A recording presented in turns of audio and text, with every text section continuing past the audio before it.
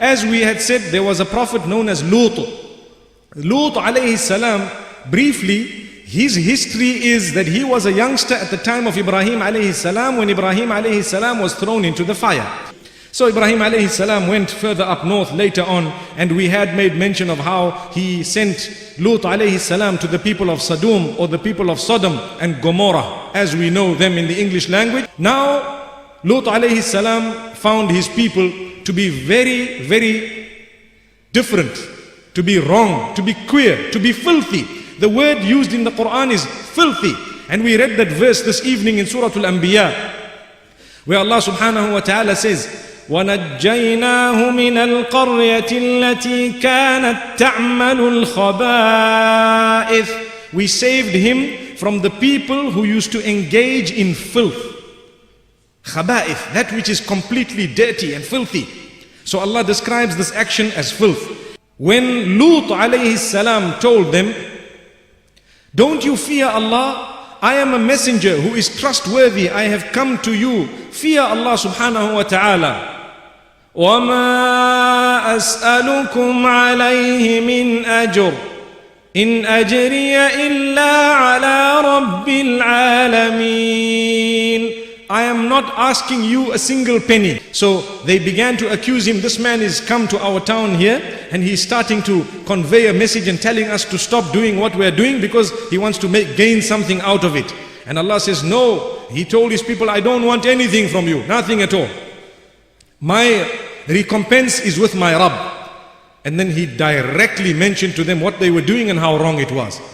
أَتَأْتُونَ الذُّكْرَانَ مِنَ الْعَالَمِينَ وَتَذَرُونَ مَا خَلَقَ لَكُمْ رَبُّكُمْ مِنْ أَزْوَاجِكُمْ بَلْ أَنْتُمْ قَوْمٌ عَادُونَ.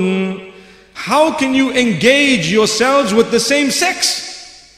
How can you engage in acts of immorality with the same sex? And how can you prefer them over the females? Indeed, you are a people who have transgressed the limits of Allah subhanahu wa ta'ala. Trying to say, so the Quran clearly says that it is wrong what you are doing. They did it both ways, through rape as well as through consent, both. But they only did it with the same kind. Allahu Akbar. So, with all due respect to the animals, they are worse than those animals. May Allah subhanahu wa ta'ala protect us. To engage in this type of behavior. Well, I will tell you, we who are seated here are all Muslimin. As Muslims, we are not free. Allahu Akbar. We have chosen to surrender. Once you choose to surrender, you're no longer free. You are governed by a certain code of conduct. When you are not a Muslim, you can do what you want. But the minute you say you are a Muslim, you are governed by Islam.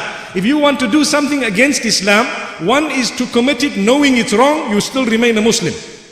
But you are a sinful person, may Allah safeguard us. But two is to do it and justify it and say Islam does not prohibit it. That would remove us from being a citizen of Islam, if we can word it that way. May Allah subhanahu wa ta'ala grant us safety. Now those who say it's a biological problem, you know, it is hereditary, you pick it up and so on, it's in your genes. Wallahi, that is a lame, cheap excuse. Cheap excuse. And I am baffled at how some people of medicine can even agree with that. Because there are certain people addicted to adultery. Why don't they say, well, you know what, it's hereditary. Some people addicted to alcohol. Why don't they say it's hereditary? Any sin, you can use the same cheap excuse to say it's hereditary. I got it from my forefathers. Allahu Akbar. How can we say that? If that was the case, anybody would be able to justify any sin they are engaged in. So nothing is hereditary. It is just people who cannot control themselves. And now, people who want to allow themselves to think dirty, and they continue with those thoughts, and then they want to fulfill those thoughts and continue in that particular filth.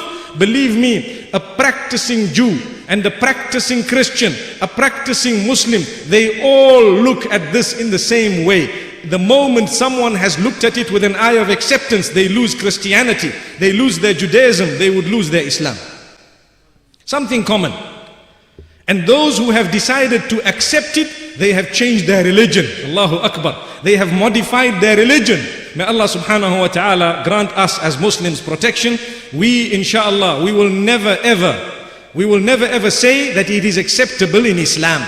Secularly, if you happen to be living in a country in the West or a country that doesn't want you to talk about it and so on, we will utter a balanced statement. And that is, in the same way that those people who want to look at it in that way are free to look at it that way secularly, we are free to look at it as wrong secularly as well. So I hope we understand it. Nobody needs to say, no, it's acceptable. There are some countries, they are forcing it to be studied in the syllabuses. They are forcing it to be studied in the syllabuses and encourage it as something that there's nothing wrong about. Whereas we need to understand that is defying Allah subhanahu wa ta'ala's nature that He has created us upon. The very nature that man is being created upon is being defied. Not only man, but the creatures of Allah. Allah says, وَمِن كُلِّ شَيْءٍ خَلَقْنَا زَوْجَيْنِ لَعَلَّكُمْ تَذَكَّرُونَ. Every single thing we have created in pairs for you to take heed. When you have the ions, you have positive, you have negative. When you have electricity, you have positive, you have negative. Why don't they put in two positives? Allahu Akbar. Then see what happens. Two negatives, you get nothing. May Allah subhanahu wa ta'ala grant us understanding. So Allah says, don't only look at mankind and other kind, meaning living creatures. Look at everything we've created in pairs. May Allah subhanahu wa ta'ala grant us a deep understanding.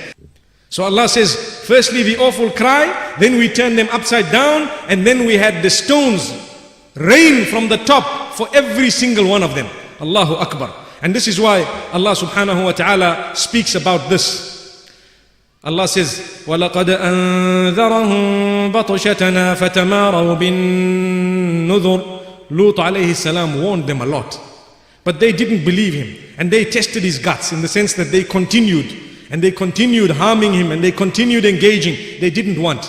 And Allah subhanahu wa ta'ala says, look at these people. Look at how they've been punished. And do you know what? Allah subhanahu wa ta'ala speaks about the fact that they are still there. Allah says, these people of Lut alayhi salam, we have kept them, we have kept their signs there for all of you to see who come after them. So today you go to the Dead Sea, Allah says, we've kept it as that. You will see what happened to the people of Lut. Go there and have a peep.